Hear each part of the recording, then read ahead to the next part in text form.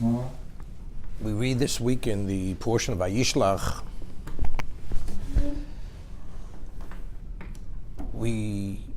Yaakov has just departed from his father-in-law after being there 20 years. He's returning to his father's home as he was instructed by Hashem to return.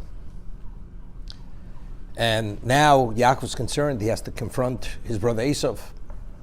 Where exactly does Esav stand after not seeing him for 36 years? Because when he had fled from his father's home, he had spent 14 years in Shem Vever.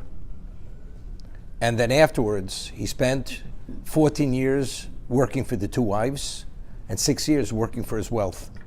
So he hasn't seen Esav for 36 years. Now, you'd say, over 36 years, time heals, maybe he forgot. Is the hate as intense as it was initially? He has no idea. So what does he do? Vayishlach Yaakov ma'alochim lefonav. He sends either angels who are in human form, or he sends agents. El Esav Ochiv, to Esav his brother, Arza Seir, to the land of Seir, Stay Edom, the field of Edom, which is his stronghold, to the stronghold of Esav.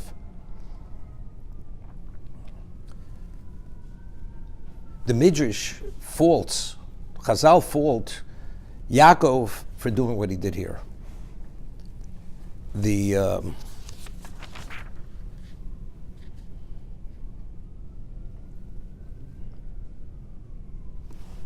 Midrash says, equates this to grabbing onto the ears of a dog and awakening the dog. Sleeping dog, let the sleeping dog lie and sleep. Why? It explains it with an allegory. There's a bandit in a certain location, and this person's traveling, and he comes to a crossroads, and he sees somebody sleeping at the crossroads, and he doesn't realize the person sleeping is the bandit. And he wakens the bandit. He says, by the way, you better be careful because there's a bandit in this area. Identically, Esav was totally distracted, never thought about Yaakov all these years. Didn't even think about him. Now when Yaakov goes and sends him this message that he's coming and everything else with the gift, this actually enraged him. He wouldn't have been enraged otherwise. So this was a mistake, but after he made the mistake, he had to deal with the mistake.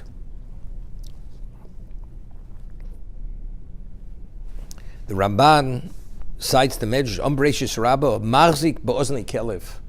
It's like taking hold of the Omar Lo HaKadosh Baruch Hu Darko Hoyim Halich. Esav was traveling in his direction. V'yisam Shalech Etzlo V'Omar Lo Ko'amar Avdecha Yaakov, and you sent him a message. This is your servant Yaakov. What are you wakening the sleeping dog? Now the question is, do we attribute it to time heals? Or the reason why Esav had no interest in Yaakov, despite that he had taken the brachos, the blessings from him, was for another reason, as we explained. We'd asked the question, initially Esav vowed to kill Yaakov for what he did to him. His mother Rivka says, I want you to flee to the household of my brother, not to be killed by your brother, because I don't want to lose both of you on the same day. And he flees. Chazal tell us that Eliphaz is sent by his father, the son of Esav, to kill Yaakov. He comes upon Yaakov and he says to Yaakov, I must kill you.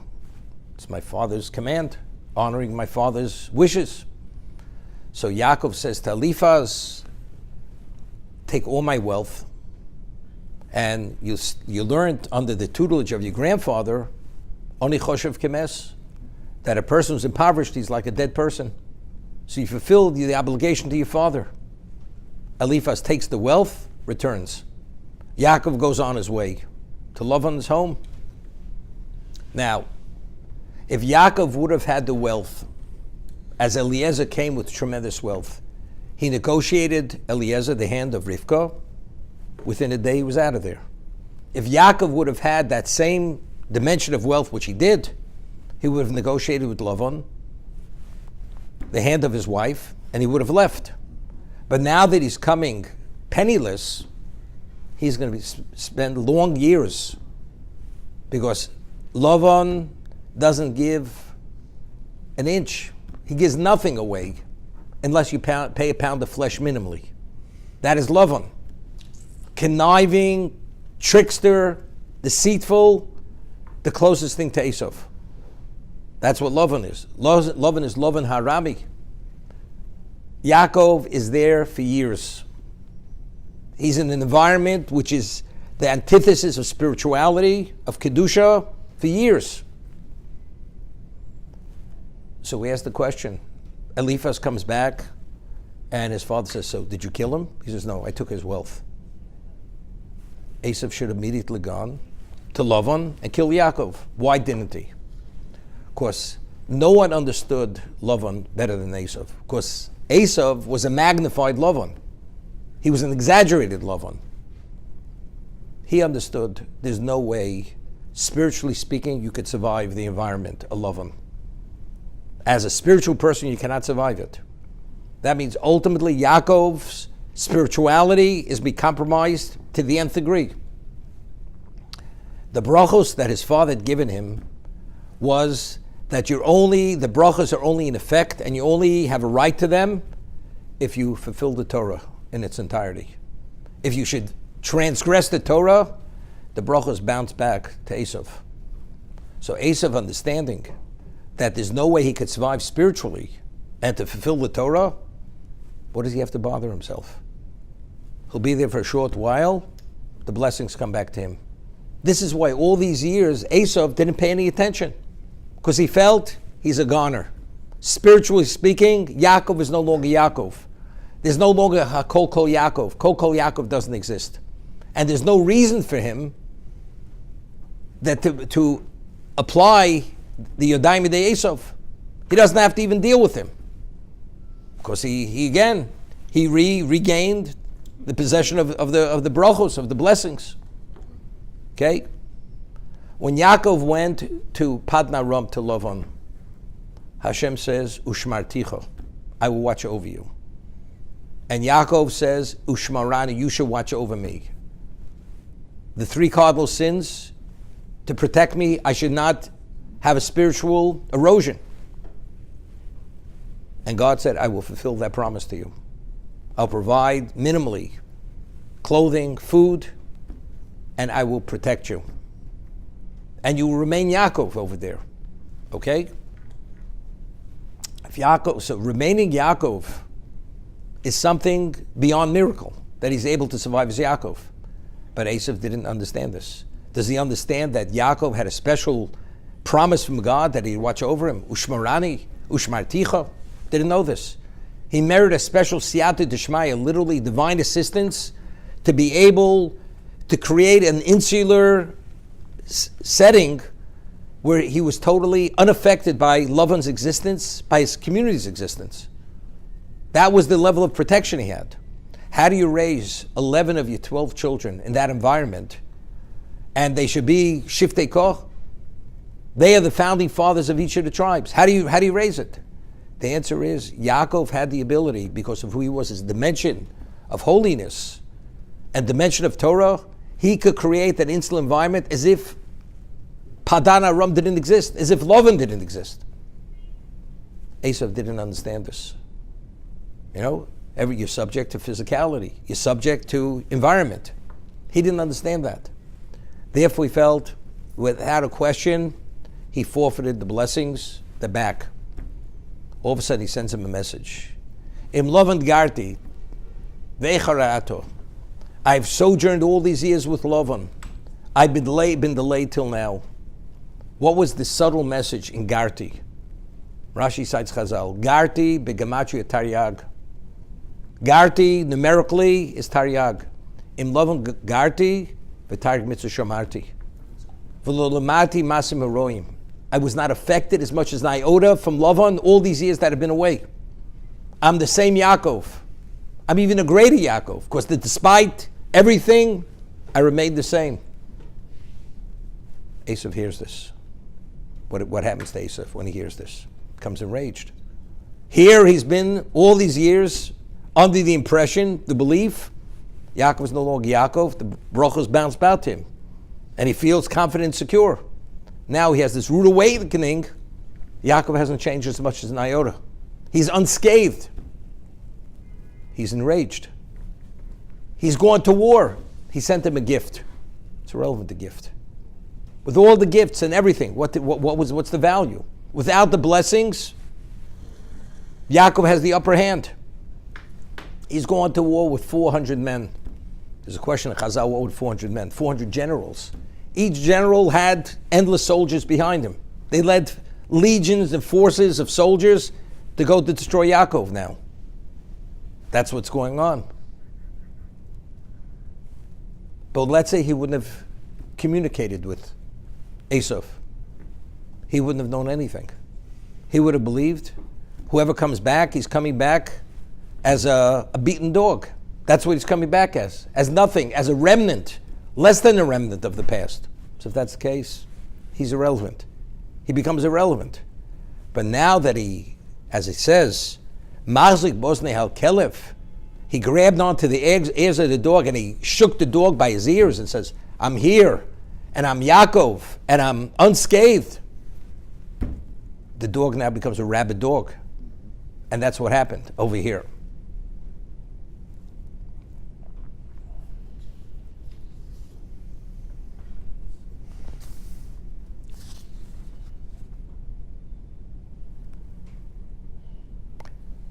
The Ramban says something interesting. You know, there's a mitzvah. It says, Kabed es ovicha v'esimecha. You should honor your father.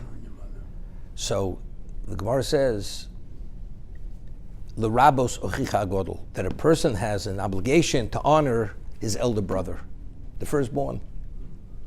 So, but if factually Yaakov took the blessings, he took the Bechorah, he's the equivalent of the firstborn, but yet he says to his agents, Ko amar avtcha Yaakov. He's referring to himself as Eved, as secondary. You should say to Adoni Esav, my master. He says, because there's a mitzvah to honor your elder brother, it's the equivalent as one referred to his father as Adoni, you would refer to your older brother as Adoni. So what Yaakov is trying to communicate to Esav, you're the Bechor. Although whatever I did in the past, but you're still the Bechor. I am the secondary to you. I'm a secondary position. Therefore, you have nothing to worry about. Why haven't I come back sooner? I was waylaid, which he understood he was waylaid, because since the wealth was taken from him, he couldn't come back sooner. It took all these years for him to come back.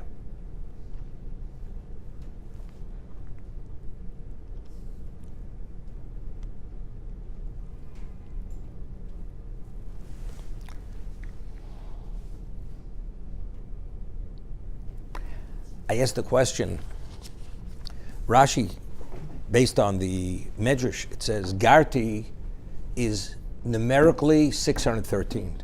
Imlovan Garti. Targ Mitzvah Shamati, because numerically it's 613. What does the Medrash say better? Seemingly should say better. The letters Garti is Taryag. Why do we have to say numerically it's Taryag? If you rearrange the letters, it's the same letters. Garti and Taryag are the same letters. Correct? So what does the Medrash say? Garti is Taryag. Numerically is Taryag. Garti is what? Is Taryag. Now, what is Garti?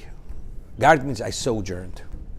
What Yaakov was saying, what Chazal are telling us, it's not I happen to have been the equivalent of Taryag, Garti. But numerically, it's Taryag, meaning my sojourning was Taryag. The Garti was Taryag. See, if you say it's the same letters, you just rearrange the letters. No.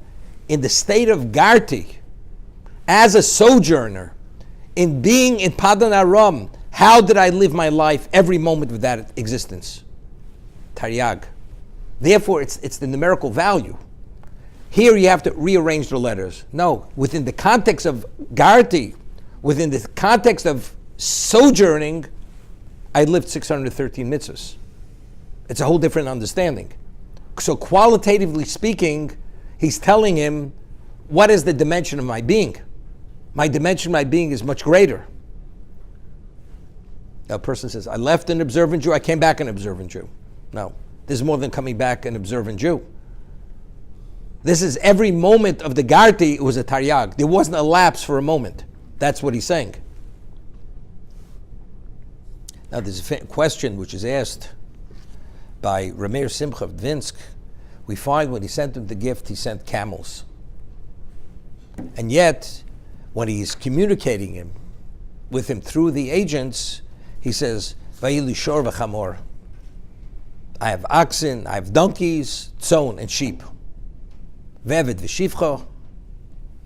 Why is the mention of camels? There were camels. Why weren't there camels? Shor v'chamor. Now, in terms of species, an ox is a kosher species. How do you identify a kosher species? It has two signs. It has split hooves and it chews its cud. A donkey is an unkosher species, has neither sign. Doesn't chew its cud, doesn't have split hooves. What about a camel? A camel has only one sign. It chews its cud, doesn't have split hooves. That's why it's an unkosher species. What he was saying to him, very often a person, although he may be observant, he may be involved, but very often we vacillate. We straddle both sides of the fence. What he was saying to him, who am I? Shor v'chamor. Just as there's no semblance of chamor to shor, the donkey is clearly defined as an unkosher species. There's no ifs or buts. It has no semblance of a kosher species. The ox, it's not to be considered that it's non-kosher species. The camel, you have to look at the camel. It seems to be, it may be, because it chews its cud. Then you have to look, but it doesn't have split hoofs. Meaning the discernment between good and evil is totally separated. There's no intermingling of good and evil here. Who am I? Vayili, to what level have I come? I've come to shor v'chamor, a total separation of good and evil. That's who I am. Therefore, qualitatively speaking, the Garti, at what level did I observe the Targ mitzvahs? It's at the most advanced level. Therefore, the Kol Yaakov is in effect at the most advanced level. Therefore, I have nothing to be concerned about. Nevertheless, I recognize you. I am Avdecha. I am your servant. You are my master. So he's saying both things at the same time. Even whatever you think, I'm not vulnerable. Because I am that at that advanced level. But simultaneously, you are my master. I am your slave. I am your subject.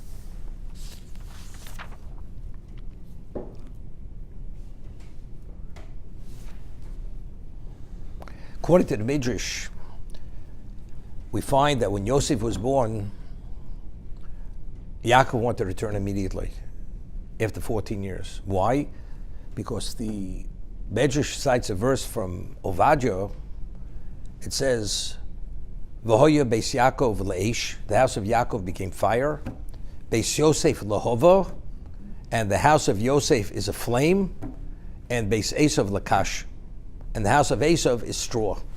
Now, if you have a fire and you have straw, how do you attach the fire to the straw? Because each one is separate. What is a flame? A flame reaches out. So Yaakov needed Yosef, his presence within his existence, that what he represents, he's able to consume. The flame consumes the straw. So he was saying, I have the shor, I have the ox, and I have the chamor. The chamor is what? Who's compared to the chamor? Yisachar. Yisachar is chamor gorim. Our Torah is intact. The flame is there.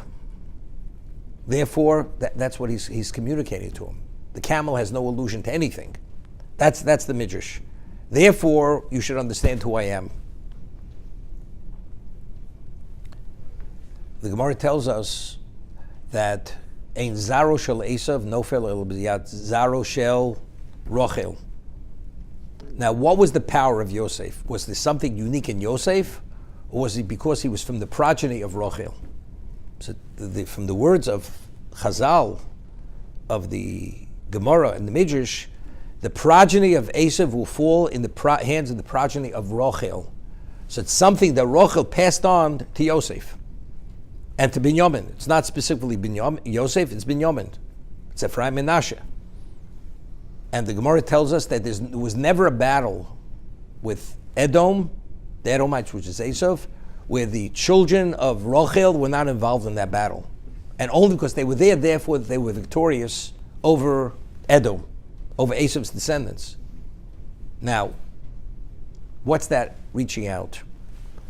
The reaching out, as we explained, was, what is Esav? Esav personifies the material world in its totality. Who's Yaakov? Yaakov spiritual. But who's Rachel? Rachel is the matriarch. Not only is she the matriarch, Rachel was the primary matriarch. She's referred to as the Akeres Abayis, Ikra Shabayis. She's the primary matriarch. The Torah goes and identifies Rachel. Yifas Torah V'asmara. She was the epitome of beauty. Rachel was one of the most beautiful women who ever lived. That's how beautiful she was. So a woman who represents the ultimate level of beauty. Was she in any way impacted, or her spirituality was detracted because of that? No. She took that and she fully dedicated it and consecrated it to serve God. It was purely a means, it was not an end unto itself. That was Rachel Imenu. So what did Rachel do? She dominated physicality. She represented domination of physicality. What was Esav? Esav was consumed and subsumed by his own physicality. Rachel dominates it, he's subsumed by it. So if that's the case, the concept of dominating, that's the flame. The flame goes out, destroys, controls, regulates it, whatever the physical is. Therefore, ein zaro shel Esav nofel bi zaro shel Rachel. Yosef was the epitome of beauty. That's what he was. But who was Yosef? Yosef HaTzadik. Binyamin is one of the four people who never ever sinned. There were four people who never sinned. The only reason why they died was because of the decree that mankind, as a result of Adam's eating of the Eitz Hadas, tree of knowledge, death is what? Is something which is synonymous with the human being. The human being cannot be eternal. That's the only reason why Binyamin passed on. But in terms of his own record, it was a perfect record. That's Binyamin. Binyamin had a total control and domination over the physical. So if Esav is the physical in the ultimate sense, who dominates that? Rachel, the progeny of Rachel. They dominate the Edom. That's the understanding. We once mentioned, we find that Yaakov had one daughter, Dinah. Dinah herself initially was conceived as a male. But if she would have been born a male, Leah would have had 7 sons. The concubines already had 2 sons each. There weren't going to be more than 12 tribes. That means Rachel maximum would have had 1 son. That means she would have been less than the concubines. It would have been a disgrace. So when Leah was pregnant with her 7th son, she prayed to Hashem, that's why it's called Dinah, that God should perform a miracle and should be converted to a female. So her sister Rachel should be able to have a 2nd tribe, which was Binyamin. Now, why was her progeny, why did they have the power to dominate over Esav? We find there was very strong words between Rachel and Leah. When it came to the mandrakes, and Rachel asked for the mandrakes, she says, you nearly took my husband, now you want the mandrakes? Because she stopped having children. She says, you could have the husband tonight. Let it be your night. So Rashi, to give us a little semblance of understanding, she wanted, you know what it means to establish another tribe of the 12 tribes. But here she was willing to forego a 7th tribe for the sake of her sister. That means she negated herself She actually dominated her desire for the sake of her sister. So what level did she achieve at that moment? Dominating the physical. Dominating the ego, suppressing the ego. Not that it was ego, it was l'shem shamayim, doesn't make a difference. But she did it for the sake of Rachel. It was a selfless act. So from who was Dinah born? Or what is she a derivative of? Of that total level of subservience and negation for the sake of Rachel. So who is Dinah? Dinah is the equivalent of Zarush or Rachel. So when Yaakov did not give Dinah to Esau, Dinah had the power to what? To dominate Esau if she would become his wife. Yaakov put her in the box. He hid her in this week's parsha because Yaakov had such disdain for Esau because of what he represented. There's no way his daughter's marrying Esau. Because when it mentions, when he presented his family before Esau, Dinah is not mentioned. So Chazal said, where was she? He put her in a box that the eye of Esau should not fall upon her, come upon her. So Hashem says, here you could have given her to your brother. Because he did not, she's going to fall to the hands of a heathen, Shechem. And she was raped. She was raped by Shechem as a result of this. But you say, how do you give your daughter to a monster? Dinah, the daughter of Yaakov, to give her to Esau? The answer is, if she would have given to Esau, she would have dominated him. She would have changed him. But how? How do you know? Because she's the equivalent of Zarush or Rachel. She has the ability to dominate. Okay? We find that Yaakov sent a gift. Flocks and flocks, and it was given over to each one of these agents, and he told them exactly what to say. And the Torah tells us when he sent the gifts, he spaced them. That you should be able to see each flock exactly what it's comprised of. The flocks.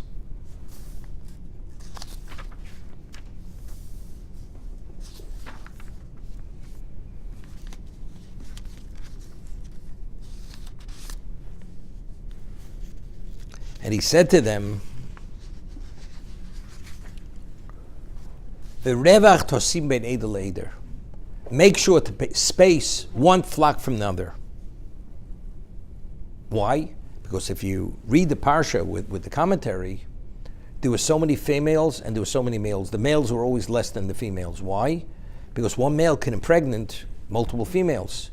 So the value, you saw the tremendous wisdom of the gift to maximize on its financial potential. That's where the gift was sent. But if they would just send as animals interspersed and intermixed, you wouldn't appreciate that. So Revach Tasim Ben Edel, make sure to space them, that Esav should have an appreciation of the value of the gift that I'm sending him. That's the idea of spacing them. So Rashi cites the Midrash. Edel Fnei Chaveiro, Revach Tasim Edel, Moli Ayin. Meaning visually you should see the space from one to another. Kedei Lahazbia Eino Show Russia. To sate the eye of that Russia. That when Esav sees this coming, it will sate his eye, ultaveo ribei hadorat, and it will sate him on the enormity of the gift. So seemingly it's a little difficult. He finally receives the gift, and he says, "What's this all about?" He says, "It's to find favor in your eyes. I want you to have the gift." He says, "But I have so much." That's what Esav says to Yaakov. "But I have so much. Yesh li rov. You keep it." So Yaakov says, "Yesh li kol. I have it all." Yaakov says, "I have it all." He says, "I have so much." What's the difference between Yaakov and Esav? Now, what is the value of material to Yaakov? Only one value. It's a means to an end. There's an objective. You need the material to address that objective. What is Esav? Purely physical, material. He wants it all. If you want it all, you can never have it all. Impossible. Therefore, he says, "I have it all." He says, "I have much, but I'd have it all." Yaakov, who's a spiritual person, yesh l'kol, I have it all. That's the difference between the two of them. But yet, when he spaced the herds, the flocks, why? Kedei lazbio edo shel Russia. to sate the eye of the Russia, to sate it, and to satisfy him because of the enormity of the gift. Evidently, you see, Esau could be satisfied. How could he be satisfied? He's a person who cannot be satisfied. As much as he has, it's never enough. As it says, Yeshlo Moni Rosa Mosayim. The more you have, the gap becomes wider. If you have 1,000, you want 2,000. If you have 1,000,000, you want 2,000,000. So the more you have, the gap is wider. But over here, when he sees the gift, it will sate his eye, and it will satisfy him because of the enormity of the gift. But when you got the whole world, which you haven't even taken in yet, it doesn't mean anything. But yet, somehow, it'll sate it. How did it happen? Now, Yaakov, what was the concept of sending a gift? So the Midrash tells us that a judge who takes a bribe from any of the defendants, he's disqualified as a judge. Why? Because shochad, which is bribery in Hebrew, ya'aver eini tzadikim. It blinds the eyes of the devoutly righteous. So the Midrash says, if it blinds the eyes of the devoutly righteous, so you can imagine what it does to the Russia, to the evil one. Definitely, it blinds him. As it is, he's not impartial. But when he gets that, for sure, he becomes one-sided. That was the idea of Yaakov giving the gift. It was equivalent to bribery, to bribe him. And like this, he'll see him in a positive light. Okay? Now, the Gemara tells us what is the meaning of the word shochad. Shochad means, it's conjunction, it's shechad. In Aramaic, the word chad means one. Whoever the judge receives bribery from, he becomes one with that defendant. He sees it his way. He thinks and sees everything the way he sees it. Shechad, literally they become one. Now, why did Esau want to kill Yaakov? Because he felt he did the wrong thing. He doesn't deserve the Bechorah. The right to this shouldn't be his. But if he would have understood and appreciated Yaakov's value and dimension, and what his true worth was, he wouldn't hate him. He'd understand that he did it purely for the sake of God. It wasn't for self-interest. But how do you get him to understand that? So he has to think like Yaakov. So what does Yaakov do? He gives him a gift. Now, although Esau is normally a person, yesh li rov, I have much, and you'll never have it all. But now that you accept the bribe, now all of a sudden you have it all. Because now he's become like Yaakov. He's already been affected and impacted as a result of the bribery which Yaakov gave him. So therefore it's kedei lasbia eino shalosa rosh. It sates his eye. It satisfies him because of the enormity of the gift. Because at this moment he's Yaakov, he's not Esau. That's the reason. But you understand, it's only a temporary condition. Once time passes, he's back to to himself. And therefore, Yaakov, when he wanted to escort him, he says, do me a favor, my children are young, the flocks are young. If we push him, it's too much, the animals will die, and it's too much for the children. You go ahead. I'll meet you when I get there. Someday we're going to meet up there. When we judge you, and that's going to be the end. That's when it's going to happen. It's interesting.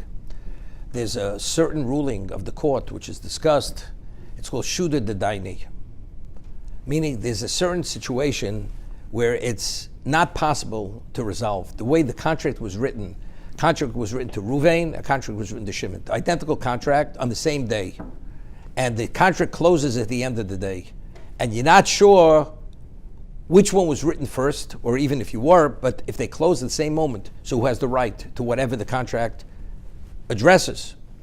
So the Gemara says there's a rule called Shuda Daini, meaning whatever the judge wants to do, this is the way Tosas learns, whatever he wants to do, that's what he does. If he feels that it should go to one, it goes to one, go to the other one. But it's not dependent on any background information.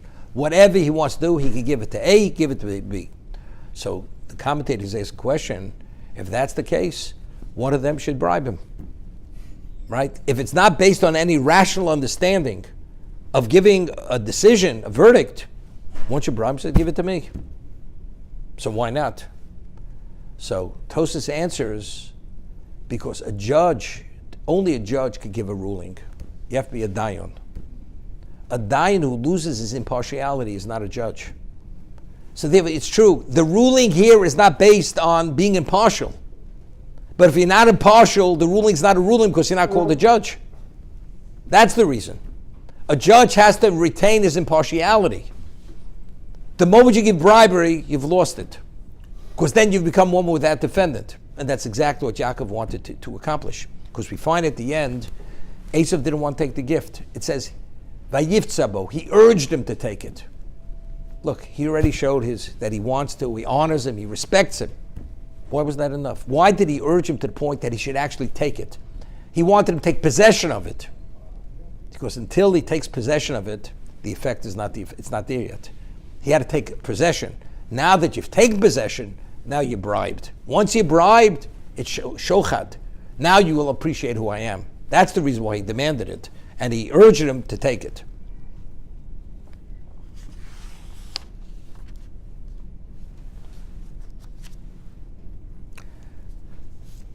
When he prayed to Hashem, it says he prepared himself for three things: tefillah, doron, and milchama. Right? First, he had a gift, he prayed, and he prepared himself for war. What was the tefillah? Vayom Yaakov, Elokei Avi Avrom, Ve'elokei Avi Yitzchak. Hashem Omer Elai, God who said to me, Shuv li'artzchol maratcho, return to your land and to your birthplace, Ve'itivi moch, and I will be good with you. This is an introduction to his supplication. You said to me to return, and you said you will do good with me. Now, the word etiva, normally there's an extra yud put in here. Normally it's spelled aleph tes without the yud in between. But this spelling has an extra yud. What's the extra yud? So over here, the Baal HaTurim says mole yud. What is that additional yud that was at etiva? Hispalo shiabdodo yud nisyono shel Avrom. The yud is alluding to the Aser Nisyonos, the 10 tests which Avram was able to succeed, that the schus, the merit of those 10 tests, should stand by to make him worthy that his supplication should be accepted. That's etiva. Why etiva? It's not me. It's never me. It's in the merit of the schus of the Aser Nisyonos. That's what it's about. Now it's interesting. Once mentioned in Rabbeinu Bachyo, that we find everything manifests itself within the context of 10. It says there were 10 generations from Odom to Noach. There were 10 generations from Noach to Avram. Avram was tested with 10 tests. We have Aser Sadibros, 10 commandments. We have Esemakos, we have 10 plagues. What's this idea? Everything always repeats itself within the context of 10. 10 is the first unit, right? You go from 1, the next unit is 10. 10 itself is not, although it's made up of ones, but 10 is an entity unto itself, right? What is it? So Rabbeinu Bachya explains that the Torah tells us, the Mishnah tells us, Basora nisyonos nivra olam. The world was created with 10 utterances of God. So the manifestation of all existence came through 10. Now, what was the objective of those 10? What was the objective of bringing about existence, the terrestrial, the celestial, the spiritual, everything? What was the objective? What was the value? Bereshis bara Elokim, there should be a Torah, and there should be a Klal Yisrael, which is the only nation which has relevance to Torah. So that means everything that touches upon existence has to address that 10. That was the objective. God chose 10. That is the profile of everything from the very beginning. Those are the 10 utterances. So now, why do you need 10 tests? Because if he withstands 10 tests, then we talk about a future. If the 10 makos, the Jews had to, it's the Korah Barzel, it was the smelter. We had to undergo 210 years in Egypt. 10 Malkos, 10 plagues. We had the years, but the Egyptians, because that led to the Gula. And what was the objective of the redemption? Sinai. What's Sinai? Aseres Adibros. Everything is 10. We had mentioned that when Eliezer was instructed by Avram to go find a wife for Yitzchak, the Torah tells us he took 10 laden camels. 10 camels. It should say he took camels of his master. Why is the number so important? Could have said he took 8 camels, 12 camels. He took camels. Why does it have to mention 10 camels? Now, what was the objective of this mission? To find a matriarch. You cannot have a Klal Yisrael unless you have an appropriate matriarch to complement the patriarch. That was the objective. So what was the objective of this mission? 10. That's Aseres Adibros. But you only have Aseres Dibros, only have value if you have a Klal Yisrael. The nations of the world said, we're not interested. Ma Kosev Ba, we're not interested. Klal Yisrael said, Nasav Nishma. Right? That precipitated the Kabbalah Satorah. That was Kabbalah Satorah. Nasav Nishma, that's the Aseres Adibros. But again, that's the 10. So when he said, Eitivi Imoch, you said you'll do good with me. In what merit? The Asar Nisyonos. Meaning, what is he alluding to? Because Avram withstood the Asar Nisyonos, therefore we talk about this Aseres Adibros. Then there's an Aseres Adibros now. Only because he withstood that. We're talking about, so why do I want to be saved and not destroyed with my family? To meet the objective of creation, which is Kabbalah Satorah. Bereshis Bara Elokim. There should be a Jewish people and there should be a Torah that we should live by that Torah. And that was the whole thrust of creation. That's Asar Maimoros Nivra Olam. Through the 10 utterances of God, the world was created.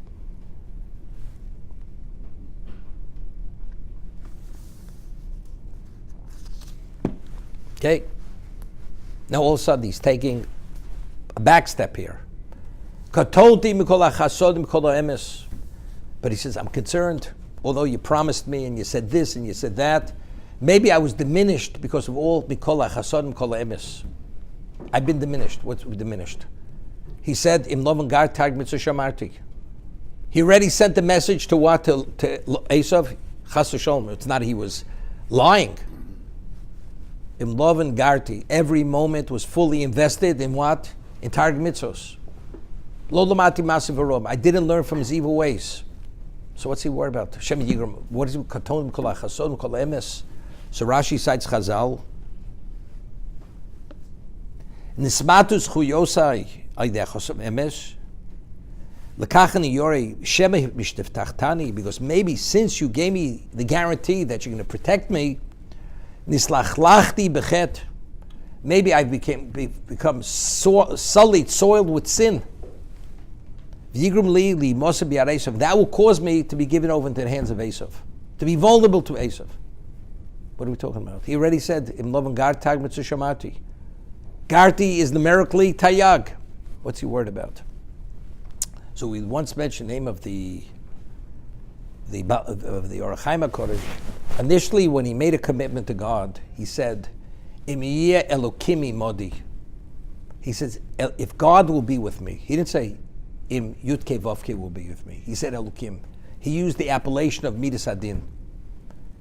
Meaning, the measuring rod that you're going to evaluate me, it has the exacting Midas Adin. It's true. But the question is, does it meet the grade? Does it meet the standard of Midas Adin, which is so exacting? And if there's any infinitesimal trace of sin, it's over. I'm vulnerable. That's what he says. Kotonti, you never know. You never know where I stand. If I'm worried.